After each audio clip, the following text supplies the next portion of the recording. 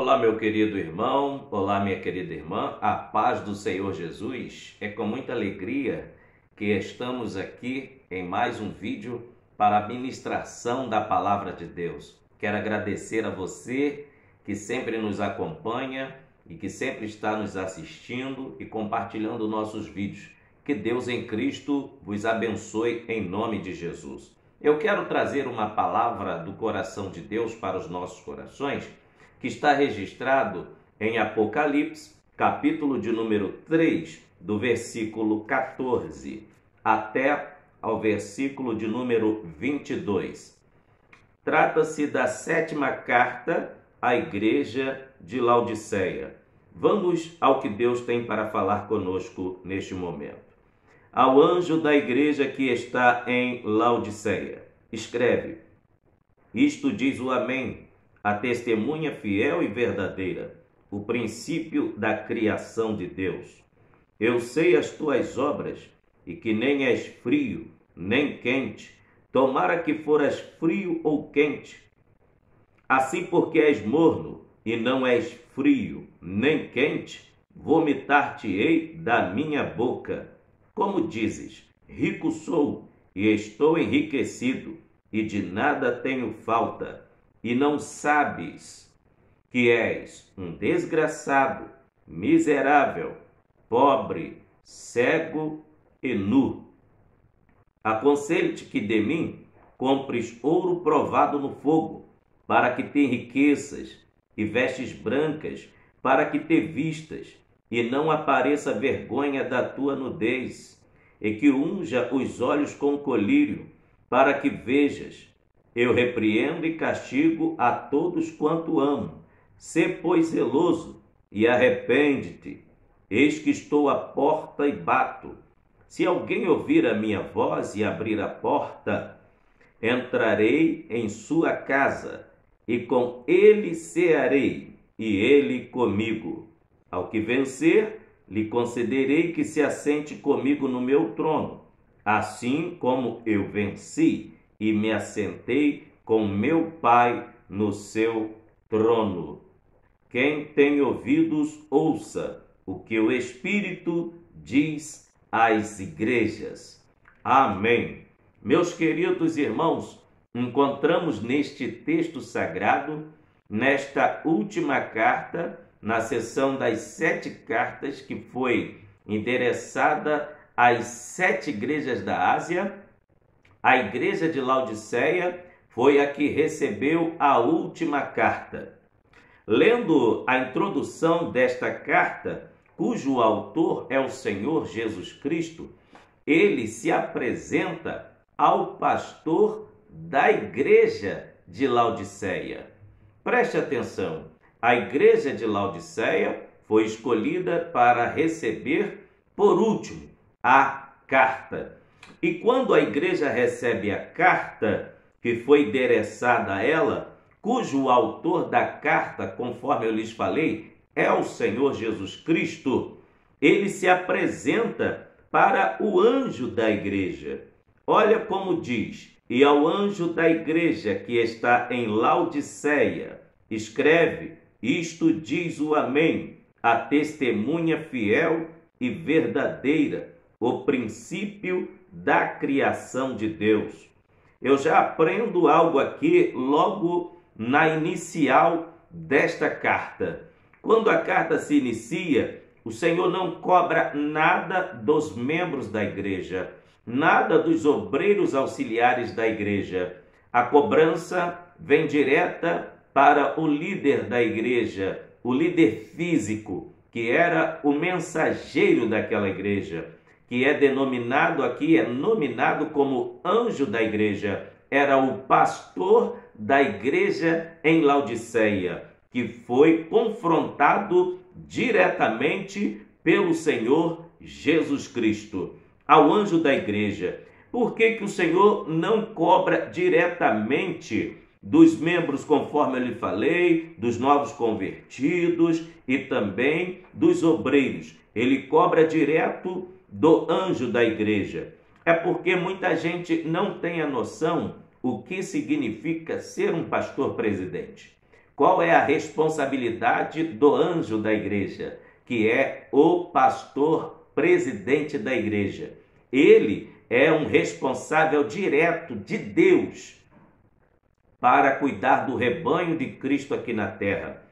Tanto é que em Hebreus capítulo 13, versículo 17, a Bíblia vai confirmar isto desta maneira: obedecei a vossos pastores e sujeitai-vos a eles, porque velam pela vossa alma, como aqueles que hão de dar conta delas, para que o façam com alegria e não gemendo, porque isso não vos será útil.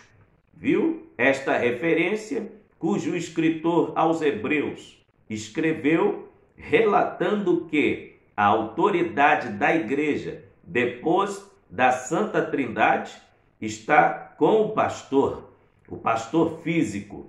Então, aqui o escritor aos Hebreus diz que os pastores vão dar conta de cada ovelha, de cada membro ao Senhor Jesus, pois a responsabilidade é muito grande. Então, ore pelo seu pastor, ame o seu pastor, respeite o seu pastor, clame a Deus pela vida dele, para que ele continue sendo uma bênção, para que ele nunca saia do trilho. E outra coisa, o pastor, ele tem que parar para ouvir as ovelhas. E quem é que o pastor desabafa?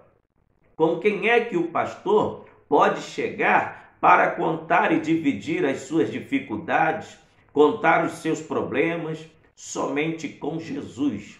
É somente para Deus que ele debruça nos seus ombros para até então desabafar. E mais ninguém. Mas se um membro, um obreiro, tiver algo para assim tratar, para poder até mesmo trazer um alívio para a sua vida, de imediato ele vai ligar para o seu pastor. Se ele tiver com alguma dúvida, ele vai ligar para o seu pastor. Alguma decisão séria que ele tiver que tomar, ele vai ligar para o seu pastor. E o pastor, quando está com problemas, com quem ele pode contar? Somente com Deus, somente com Jesus. E a Bíblia vai dizer também em Jeremias, capítulo de número 3, versículo de número 15, que é Deus que dá pastores para o seu povo. Isso mesmo. Confira aí, Jeremias capítulo 3, versículo 15. E vos darei pastores segundo o meu coração, que vos apacentem com ciência e com inteligência. É Deus que dá. É Deus que dá pastores para a igreja. Então, o pastor que está dirigindo a igreja onde você é membro, onde você congrega, foi Deus que colocou ele aí. Ore por ele. Agora veja, quando a carta é endereçada à igreja de Laodiceia, conforme eu lhes falei, a 7ª e última carta, ela é endereçada ao anjo da igreja que está em Laodiceia.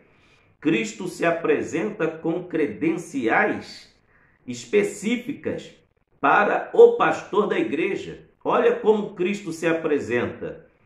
Escreve, isto diz o Amém, a testemunha fiel e verdadeira, o princípio da criação. Aleluia! O princípio da criação de Deus. Por que Cristo se apresenta como o Amém e a testemunha fiel? É porque aqui, se tratando da última carta, ele confirma tudo o que ele falou, da primeira à última. E sendo a 7ª carta, tudo o que ele fala aqui, ele confirma, porque ele é chamado de o Amém. A palavra Amém, no original hebraico, significa verdadeiramente. Esta palavra, verdadeiramente, ela é usada duplamente nos evangelhos sinóticos. Se você observar, quando o Senhor Jesus falava e usava na frase dos versículos, na verdade vos digo, ele estava querendo dizer amém. E os judeus entendiam essa fala de Jesus. E quando Jesus se apresenta para a igreja em Laodiceia, Para o pastor, ele se apresenta como a testemunha fiel. Ele diz: eu sou o Amém. Diga para o pastor que o Amém está se apresentando para falar com ele.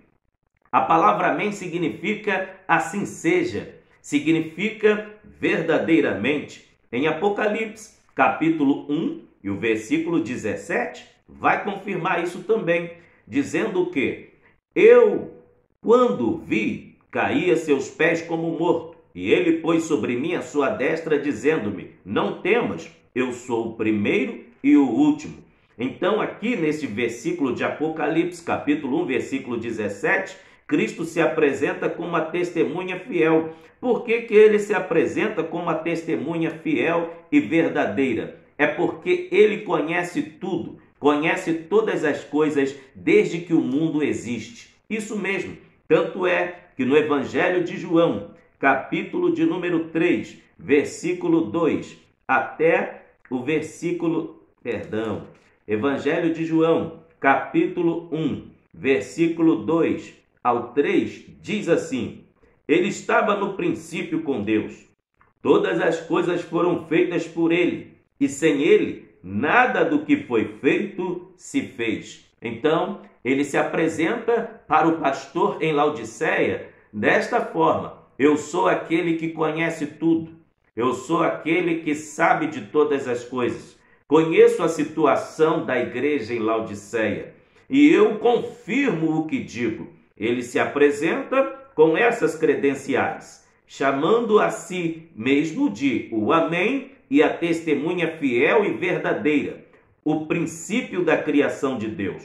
Por que ele se denomina a testemunha fiel e verdadeira? Porque nenhuma de suas palavras cai por terra. Tudo que ele fala nesta carta estava acontecendo, porque os seus olhos são como chamas de fogo. Então, por isso que ele é a testemunha fiel e verdadeira. Nele nunca houve mentira. Ele é a verdade. Tanto é que o Senhor Jesus declara no Evangelho de João: eu sou o caminho, a verdade e a vida. Glória a Deus, glória a Deus. Ele é o princípio da criação. Olha que coisa interessante. Por que Cristo se apresenta com essas credenciais para o pastor da igreja de Laodiceia? É porque a igreja só tinha título de igreja. Os cristãos de Laodiceia só tinham título de cristão, só tinha nome de cristão, mas a vida, as atitudes, não condiziam com o nome que eles carregavam. Cristo, então, se apresenta como uma testemunha fiel e verdadeira. E ele continua na sua carta para a igreja Laodiceia, falando com o pastor da igreja. Por que ele fala com o pastor da igreja? Preste atenção. Existe uma fórmula que é dita pela maioria dos cristãos e é verdade. A igreja é o que o pastor dela é. Se o pastor é frio, a igreja é fria. Se o pastor é quente, a igreja é quente. Se o pastor é morno, a igreja é morna. Se o pastor é carnudo, a igreja também é carnuda. E esta igreja aqui de Laodiceia apenas reflete o retrato do que era o seu pastor. Tanto é que a cobrança veio. Olha o que diz o verso 15. Eu sei as tuas obras, que nem és frio nem quente. Tomaras que fora frio ou quente. Assim, porque és morno e não és frio nem quente, vomitar-te-ei da minha boca. Olha que coisa terrível. Cristo começa a admoestação nesta carta, começa até mesmo a repreender, começa a cobrar como estava o posicionamento da igreja. Ele diz no versículo 15, eu sei as tuas obras. Sabe, ninguém consegue esconder nada do Senhor Jesus. Nada e nem ninguém. Ninguém consegue fugir dos seus olhos que são penetrantes. Aleluia! Porque em Apocalipse, capítulo 1, versículo 14, a Bíblia diz que os olhos do Senhor são como chamas de fogo. Em Hebreus, a Bíblia vai dizer, no capítulo 4, versículo 13, diz assim: o poder de penetração dos olhos do Senhor. E não há criatura alguma encoberta diante dele. Antes todas as coisas estão nuas e patentes aos olhos daquele com quem temos que dar conta. Em outras traduções, com quem temos de tratar. Nada e nem ninguém está oculto dos olhos do Senhor. E o próprio Senhor declarou para o pastor da igreja aqui em Laodiceia: eu sei as tuas obras. Deus conhece, Deus conhece, Deus conhece as obras de cada um. Não adianta tentar se esconder, porque Ele conhece. Olha os detalhes que Ele vai dando, dizendo do proceder diário dos crentes em Laodiceia. Eu sei as tuas obras, nem és frio nem quente. O povo de Laodiceia não tinha uma identidade definida diante de Deus. Não tinha uma identidade definida diante do Todo-Poderoso. Eles não eram nem uma coisa nem outra. Apenas carregavam nome de crente. Apenas eles carregavam um título de cristãos, mas não eram frios nem quentes. Eles estavam mornos. E quando eles se apresentam nestas condições para o Senhor Jesus, o Senhor não estava aceitando. Ele fala de uma forma igual o nosso organismo rejeita quando a água está com a temperatura inadequada para ser ingerida. Jesus diz: estou a ponto de vomitar-te. Sabe por quê? Ninguém suporta beber água morna. Ou você bebe ela gelada ou fria. Agora, tudo que é morno te causa náusea, te causa vômito. A igreja de Laodiceia não era nem uma coisa nem outra. O Senhor Jesus a repreende dizendo: assim porque não és frio nem quente, vomitar-te-ei da minha boca. Agora tem um detalhe na revelação bíblica aqui neste momento. Se a igreja de Laodiceia entendesse que ela estava fria, sabe o que ela tinha que fazer? Se ela tivesse se interessando para os padrões espirituais que agradasse a Deus, ela ia buscar a presença do Senhor.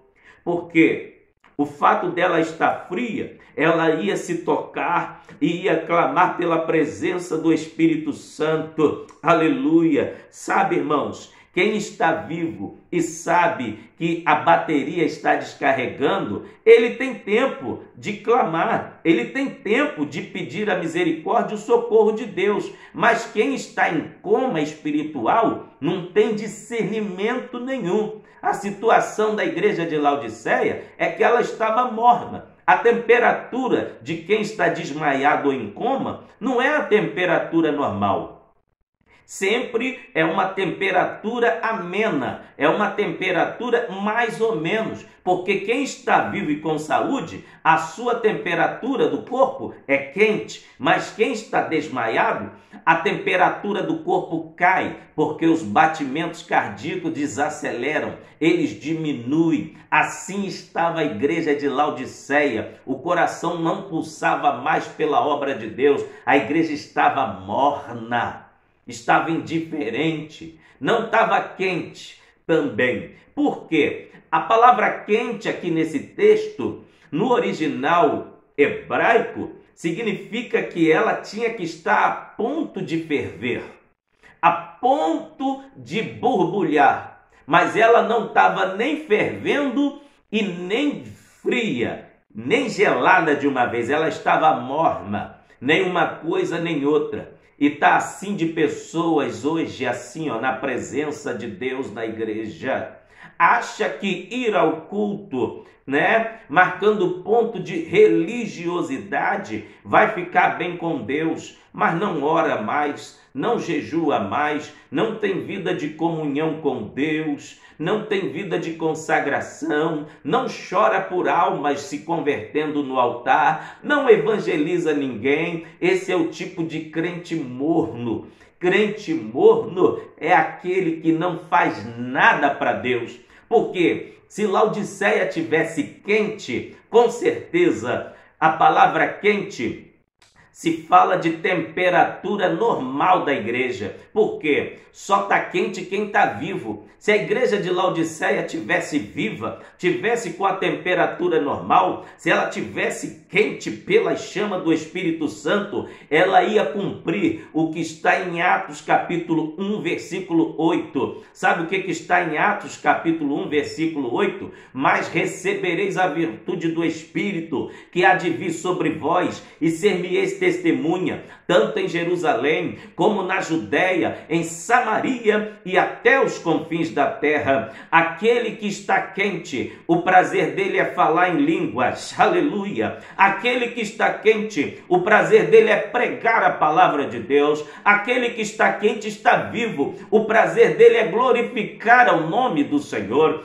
Todo crente que está quente, ele quer evangelizar. Todo crente que está quente, ele tem a presença latente do Espírito Santo dentro da sua alma. Mas o crente frio não sente nada. O crente frio, ele não faz nada. E o morno, pior ainda, ele está em coma. Em qual condição você se encontra nesta hora? Você que está me assistindo, você está frio? Você está morno? Ou você está quente? O Espírito de Deus fez você se sintonizar nesse vídeo aí agora para perguntar a você em qual situação você se encontra. Você está morno? Você está gelado? Ou você está quente? Se tiver quente, você está com desejo de fazer a obra de Deus, evangelizando, cantando, pregando. E outra coisa, todo crente que está quente pela chama do Espírito Santo, ele cumpre na íntegra o que está registrado no Evangelho de Marcos, capítulo 3, versículo 16. Ide por todo o mundo, pregai o evangelho a toda criatura. Quem crer e for batizado será salvo. Quem não crer será condenado. E estes sinais seguirão os que crerem. Olha a chama do Espírito acesa aí, ó. Estes sinais seguirão os que crerem. Em meu nome expulsarão demônios. Sabe, o diabo não tem medo de gravata bonita, de terno bonito, de vestido bonito, de saia bonita, sapato bonito, sandália bonita. O diabo tem medo é da unção do Espírito de Deus. Ele foge, ele sai quando ele vê a unção do Espírito de Deus na tua vida, sabe? Jesus disse, em meu nome expulsarão demônios, em meu nome pegarão em serpente. Você tem domínio sobre as obras de Satanás se você estiver quente, estiver cheio da chama do Espírito Santo. Em meu nome falarão novas línguas. Ei, esse negócio de crente ir para a igreja, passa o culto todo, não fala uma língua estranha, tem alguma coisa errada. Eu não estou dizendo para você ser crente menino, que qualquer coisa você tem que estar falando em mistério, mas pelo amor de Deus, quem está vivo tem reação. Às vezes é cantado um hino tão lindo, cheio da virtude do Espírito Santo. Geralmente quem é geladão não sente nada e ainda reclama de quem está glorificando do seu lado. Mas aquele que é cheio do Espírito Santo, ele fala em línguas, ele glorifica a Deus. E outra, batismo com o Espírito Santo não é produto da mente humana, não. O falar em línguas é bíblico. Em meu nome falarão novas línguas. Essas novas línguas aqui, que a Bíblia diz, é línguas do céu.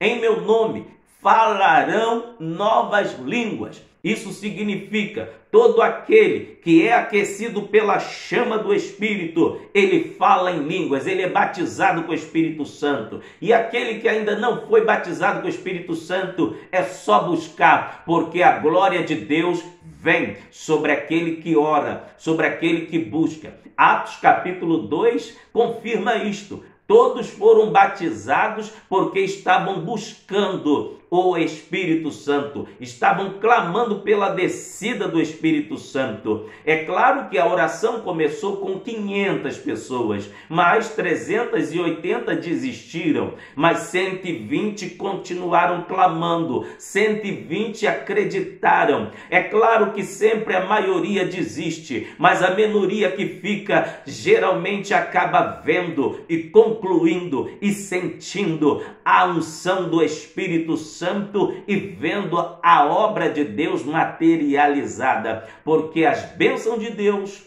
não é para quem desiste, é para quem prossegue caminhando e acreditando que o milagre e a promessa vai acontecer. Então, voltando ao texto, a igreja de Laodiceia não era nem fria e também não era quente. Deus não quer crente meio termo.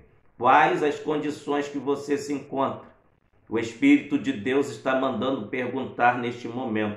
Qual as condições que você se encontra? Aleluia! Sabe por quê? Olha o que diz aqui o versículo de número 16 e 17.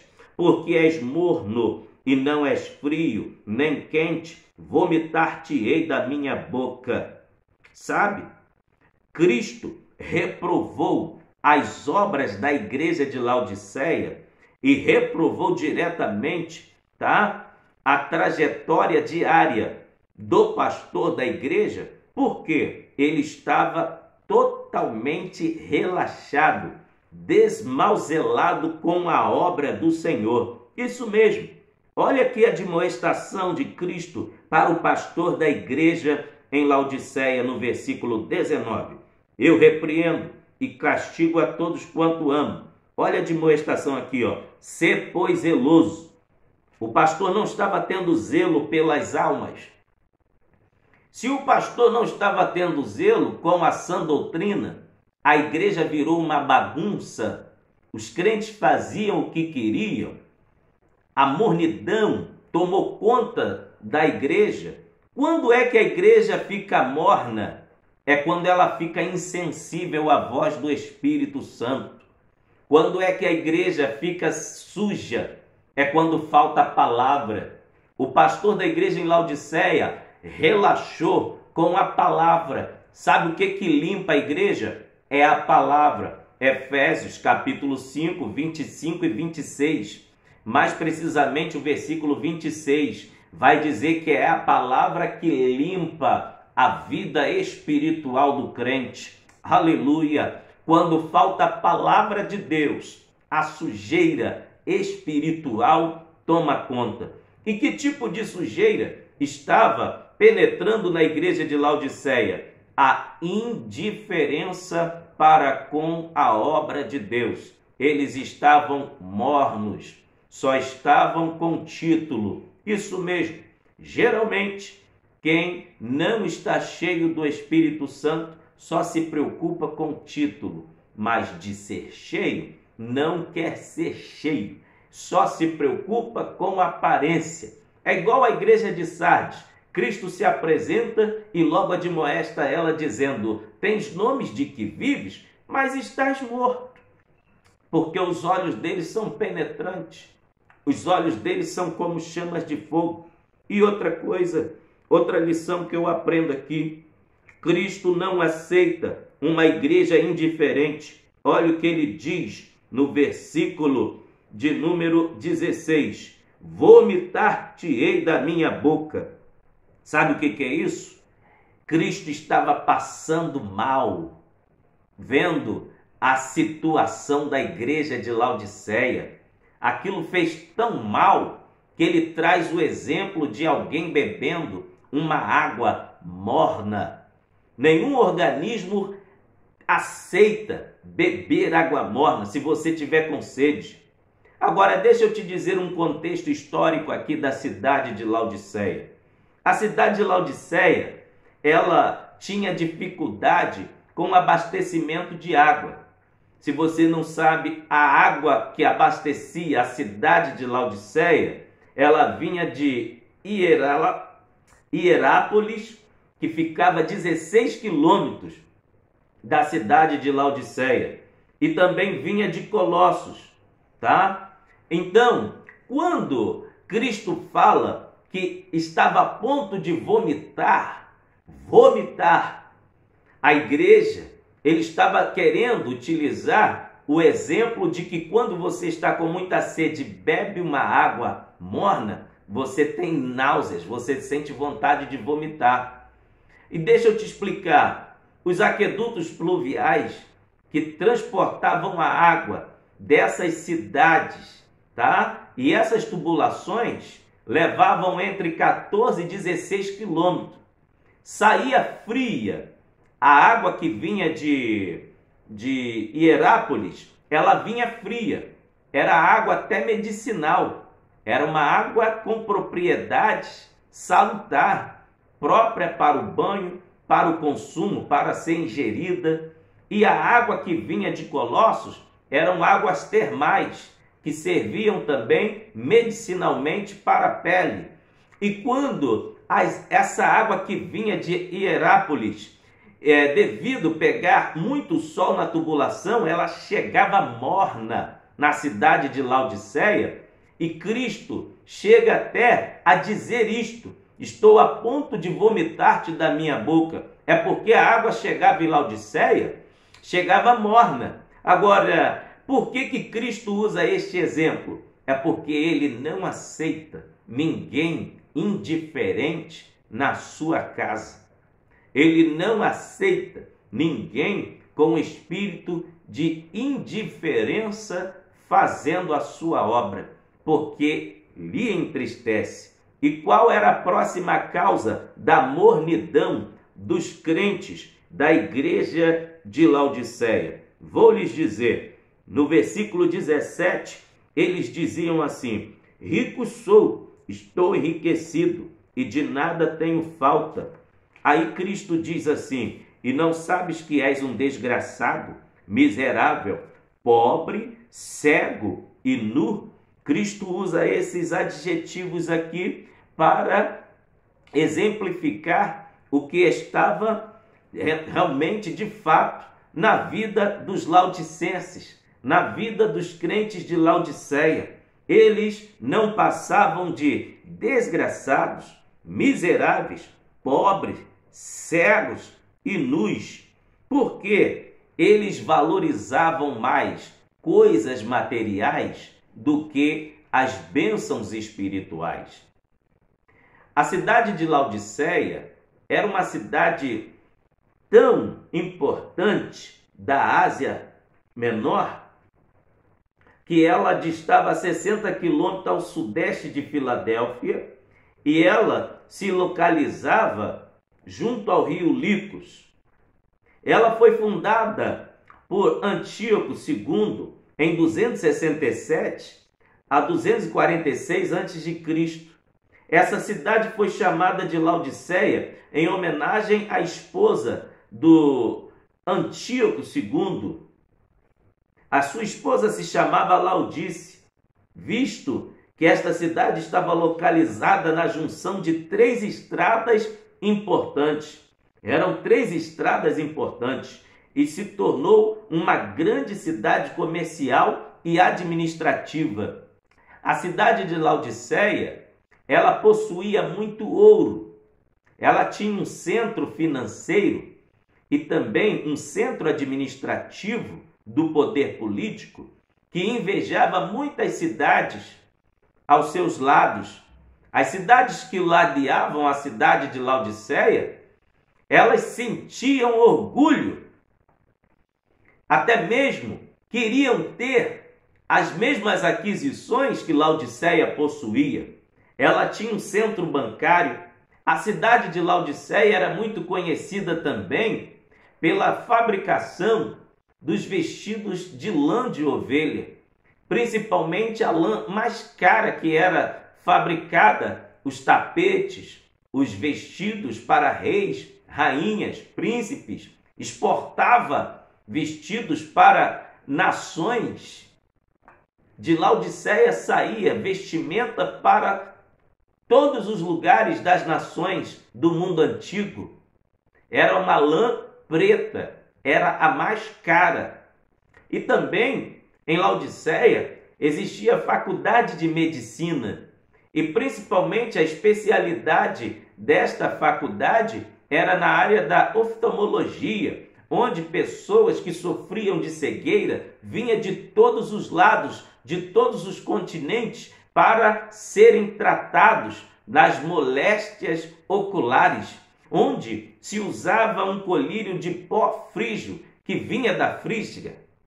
E quando esse colírio era colocado nos olhos dos pacientes, através das datas sequenciadas que os oftalmologistas sequenciavam, as pessoas ficavam curadas das suas cegueiras. Mas só que tem um porém. A cidade de Laodiceia, os cristãos, abraçaram o mundo, abraçaram as riquezas. Não é pecado crente ser rico, não é pecado cristão ter casa própria, não é pecado cristão ter um bom carro para ele andar com a sua família, fazer a obra de Deus, ir ao supermercado fazer compra. Não é pecado você desfrutar das boas coisas que Deus criou e deixou nesta terra, porque é a promessa de Deus: se vós me obedecestes, comereis do melhor dessa terra. É promessa de Deus. Agora, não pode a bênção ficar no lugar do abençoador. Os crentes de Laodiceia ficaram tão ricos, e os moradores de Laodiceia tão ricos, que no ano 60 depois de Cristo, teve um terremoto na antiga Ásia e que a cidade de Laodiceia foi totalmente devastada pelo terremoto. Sabe o que aconteceu? O Império Romano ofereceu recursos financeiros. O povo de Laodiceia era tão rico, que em breves tempos, em poucos meses, reergueram a cidade novamente, com recursos próprios. Rejeitaram a ajuda de Roma. Reergueram os prédios, as cidades, as ruas. Foram tudo recuperados, reerguidos novamente, com o próprio dinheiro da população, de tão rico que eles eram fisicamente, materialmente, mas espiritualmente, a igreja de Laodiceia estava em ruínas. Olha só o verso 17. Como dizes, rico sou, estou enriquecido e de nada tenho falta. Esta palavra de nada tenho falta, que era a razão da desgraça do povo de Laodiceia. Eles achavam que o ouro que existia nas suas contas bancárias, nos grandes bancos de Laodiceia, era tudo para eles. Dinheiro é bom, mas dinheiro não é tudo. Dinheiro é bom, mas não traz felicidade. Dinheiro é bom, mas a verdadeira felicidade não pode depender do seu dinheiro. A verdadeira razão para te deixar feliz deve ser estar depositada toda a sua confiança no Senhor Jesus Cristo. Porque se você depender de ter bens para dizer que é feliz, Paulo vai dar aqui uma grande admoestação em 1 Coríntios. Ele vai falar, olha só, 1 Coríntios capítulo 15, versículo de número 19. Se esperarmos em Cristo só nesta vida, somos os mais miseráveis de todos os homens. Por que Cristo falou que a igreja de Laodiceia era pobre, cega, nua e miserável? Por quê? Porque os deleites, o contentamento, a alegria, a satisfação dos crentes de Laodiceia estava nos bens que possuíam e não estavam em Jesus, que lhes deu aquelas bênçãos. Porque quem nos dá riqueza é Deus. Quem nos dá saúde é Deus. Quem nos dá casa própria é Deus. Tudo é Deus que dá. Eu vou confirmar para você, no livro de 1 Samuel, que tudo é Deus que faz. Tudo é Deus que dá. Olha o que a Bíblia diz. Eu confirmo para você. 1 Samuel, capítulo 2, versículos 6 ao 8. O Senhor é o que tira a vida e a dá. O Senhor faz descer a sepultura e faz tornar subir dela. Versículo 7, o Senhor empobrece e é o Senhor que enriquece. Decandaralabaxeia. O Senhor abaixa, aleluia, e também exalta. Levanta o pobre do pó e desde o esterco exalta o necessitado, para o fazer assentar entre os príncipes, para fazer herdar o trono de glória, porque do Senhor são os alicerces, aleluia, da terra, e assentou sobre eles o mundo. Então, Paulo estava mais do que certo nesta revelação bíblica, quando ele diz: se esperarmos em Cristo só nesta vida, somos os mais miseráveis de todos os homens. Sabe por quê? Tem muita gente que só adora a Deus pelo que Deus pode dar. Muita gente só vai à igreja para pedir, mas não adora a Deus pelo que Ele é. Os crentes de Laodiceia estavam semelhantes àqueles 10 leprosos que foram clamar por cura. Só um voltou para agradecer e os 9 continuaram na indiferença. Foram curados. 10 foram curados, somente um voltou para agradecer, voltou dando glória a Deus, se ajoelhou aos pés do Senhor Jesus e adorou ao Senhor Jesus e recebeu a salvação. Agora os 9 não voltaram para agradecer, não glorificaram a Deus e foram curados. Está assim de ingrato na igreja. Está assim, de pessoas que só olham Jesus como o abençoador, mas não olham Jesus como Salvador. Só olham Jesus como aquele que dá a bênção, mas não reconhecem Jesus como o maior tesouro da sua vida. Isso que estava acontecendo na igreja de Laodiceia. Estavam dando as costas para o abençoador. Isso mesmo. Agora vamos ver o que Paulo vai falar também sobre a miséria da natureza pecaminosa que habita no homem. Romanos, capítulo 7, versículo de número 24. Olha o que a Bíblia vai dizer. Miserável homem que eu sou, quem me livrará do corpo desta morte?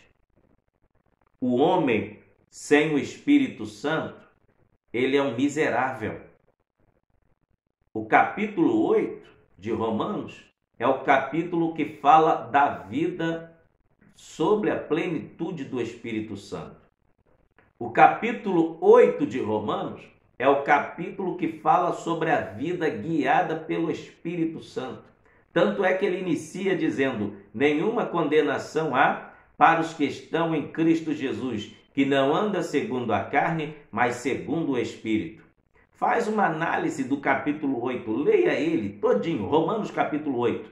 Quando você acabar de ler Romanos capítulo 8, volte os seus olhos para Romanos capítulo 7 e você vai ver o que é o homem dominado pela carne.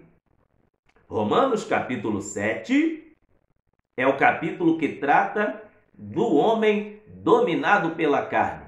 E quando chega aqui no capítulo 7 de Romanos, versículo 24, o apóstolo Paulo vai dizer: miserável homem que sou, quem me livrará do corpo desta morte? Sabe o que significa isto?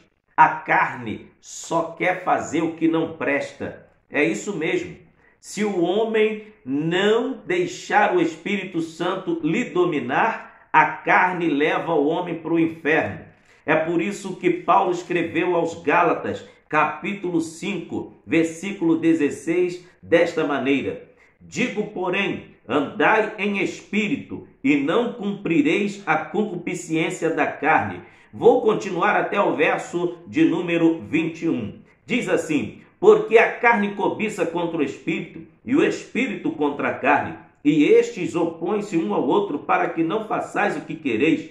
Mas se sois guiado pelo Espírito, não estáis debaixo da lei. porque as obras da carne são manifestas, as quais são prostituição, impureza, lascívia, idolatria, feitiçarias, inimizades, porfias, emulações, iras, pelejas, dissensões, heresias, invejas, homicídios, bebedices, glutonarias e coisas semelhantes a essas, acerca das quais vos declaro, como já antes vos disse, que os que cometem tais coisas não herdarão o reino dos céus, não herdarão o reino de Deus. Então, a vida na carne leva a pessoa para o inferno, mas a vida no Espírito garante vida eterna. E os crentes de Laodiceia estavam cometendo o pecado da ingratidão. Eles tinham adquirido riqueza, tinham adquirido tudo que um ser humano almeja ter: ouro, prata, até vestiam pessoas de outras nações. Tanto é que eles produziam vestidos, tapetes de lã preta, vestidos para príncipes, princesas. Só que, diante de Deus, eles estavam nus. Isso mesmo. Olha só o que a Bíblia diz. E não sabes que és um desgraçado, miserável, pobre, cego e nu. São esses os adjetivos daquele que é indiferente para com Deus. Ele vive em desgraça. Os crentes de Laodiceia, por causa do ouro terreno que possuíam, achavam que eram ricos. Mas só que a Bíblia vai dizer, em Ageu, capítulo 2, versículo 8, o próprio Senhor dizendo: minha é a prata e meu é o ouro, diz o Senhor dos exércitos. De quem é a prata? De quem é o ouro? É do Senhor dos exércitos. Então, na realidade, o ouro e a prata de Laodiceia não sobrou para ninguém dos laodicenses. Era de Cristo, porque foi Ele que deu. E tudo que vem de Cristo volta para Cristo. Na realidade, o que sobrou para o povo de Laodiceia? Nada.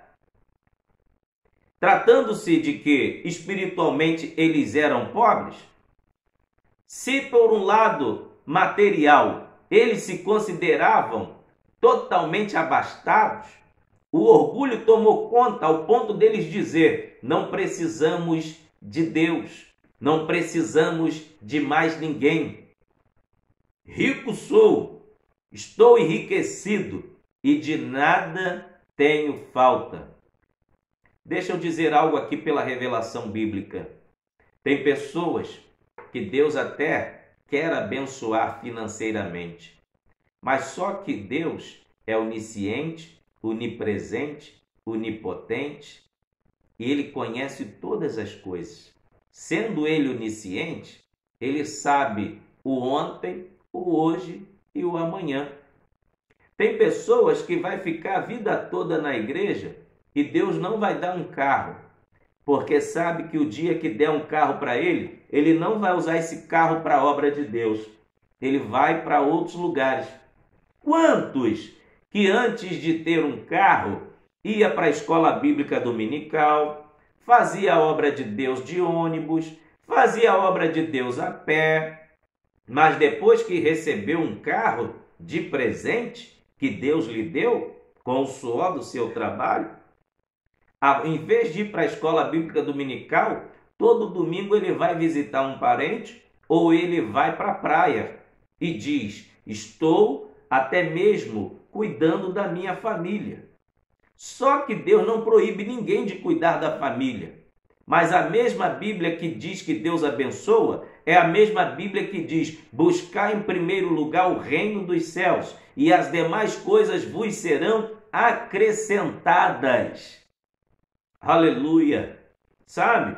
Deus não proíbe ninguém de ter riquezas e bens materiais. Mas o problema aqui em Laodiceia é que a bênção se tornou mais importante do que o abençoador. E quantos que estão se encontrando nessas condições nos dias de hoje?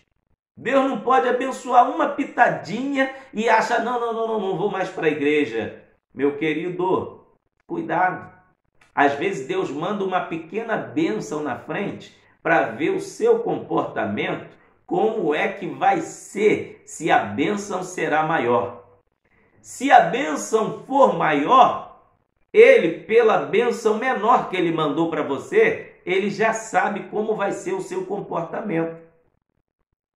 É por isso que a Bíblia diz, foste fiel no pouco, sobre o muito te colocarei. Quando você vê a bênção de Deus chegando, continue fiel a Ele, porque Deus está te testando. Deus está te testando. Aleluia. Caminhando para o final da mensagem, o Senhor Jesus diz assim no verso 18: aconselho-te que de mim compre ouros provado no fogo, para que tenha riquezas e vestes brancas, para que te vistas, e não apareça a vergonha da tua nudez, e que unja os olhos com colírio para que vejas. Outra coisa, a igreja de Laodiceia vestia, conforme eu falei, pessoas de várias nações debaixo dos céus, mas diante de Deus, espiritualmente, ela estava nua, ela estava despida, ela estava em estado de vergonha. Sabe? Que coisa terrível! Quando nós lemos a Bíblia em Gênesis capítulo 3, o casal, quando descobre que pecou diante de Deus e descobre que estava nus, o que eles fizeram? Buscaram um disfarce, tentaram se cobrir com folhas de figueira, não é verdade? Mas a igreja de Laodiceia nem disfarçar quiseram. Andaram nus diante da presença de Deus. Tem gente que o pecado está tão descarado que ele nem tem mais vergonha na cara. Do jeito que ele está, ele continua, e se alguém chegar para fazer uma admoestação ou até mesmo para ajudá-lo, ele vai dizer assim: não se meta na minha vida. Ele está todo errado diante de Deus, mas não aceita a correção. A Bíblia vai nos falar no livro do profeta Ezequiel, no capítulo 16, do versículo 36 até o versículo 37.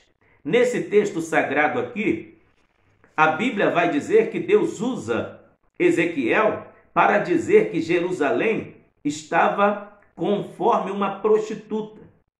Jerusalém, a Israel de Deus, estava conforme uma meretriz. E no capítulo 16 você vai ver todas as abominações. Só que as vergonhas que Israel cometia no oculto, Deus ia fazer vir à tona. Deus iria fazer ser exposta todas as vergonhas.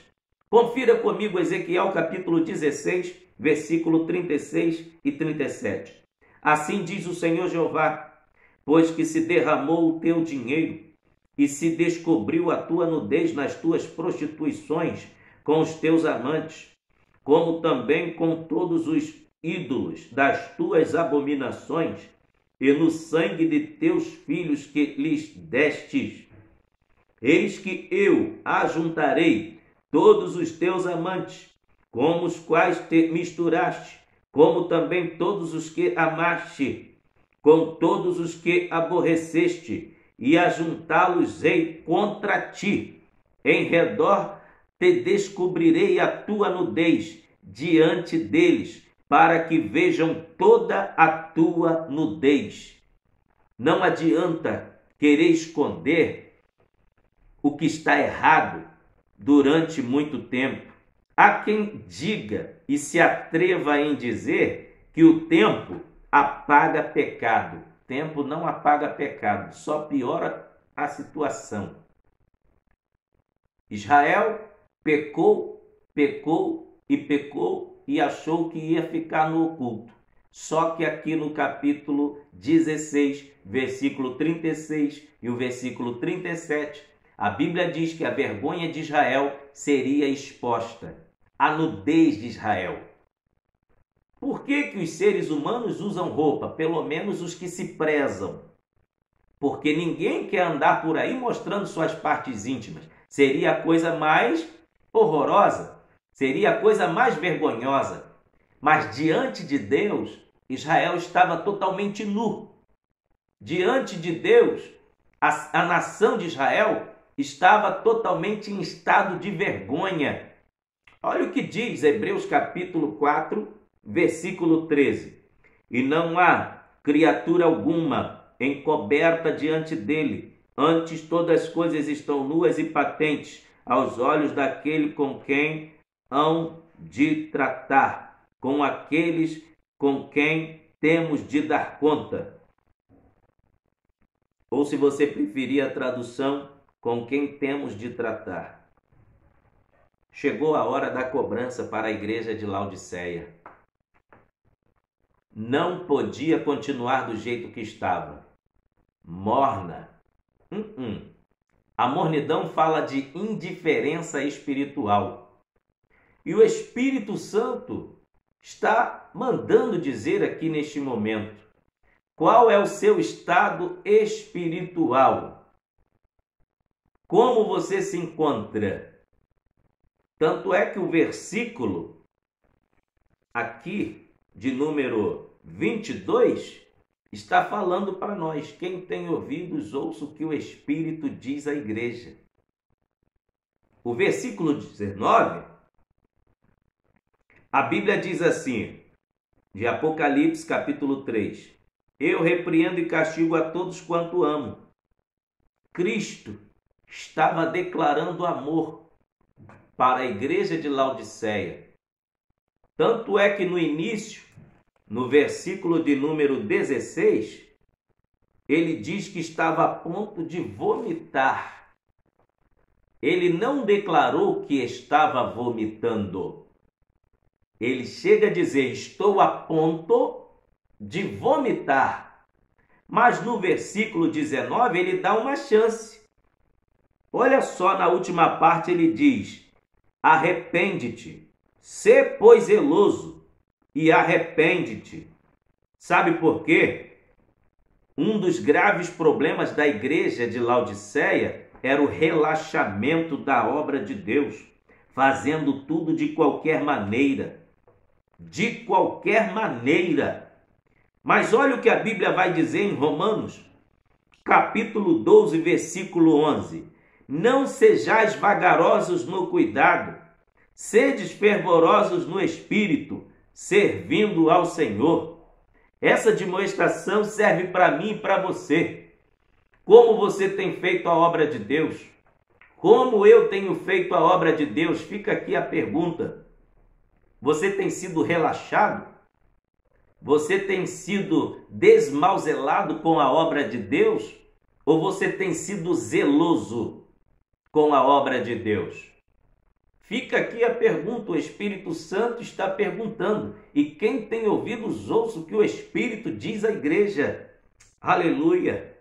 Então, o Senhor Jesus, ele repreende e castiga todos quanto ama. Se por um lado o povo estava quase morto, não estava morto totalmente, estava morno, Cristo estava dando uma chance para o povo da igreja de Laodiceia.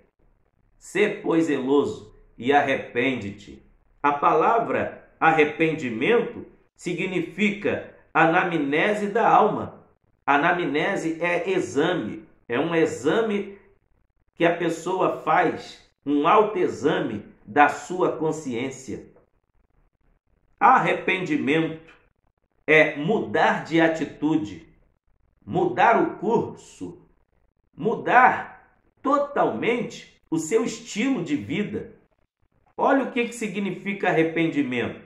Mateus capítulo 3 vai falar sobre a pregação do evangelho que traz arrependimento. Diz assim Mateus capítulo 3, versículo de número 1 e o versículo de número 6. Naqueles dias apareceu João Batista, pregando no deserto da Judéia e dizendo: arrependei-vos, porque é chegado o reino dos céus.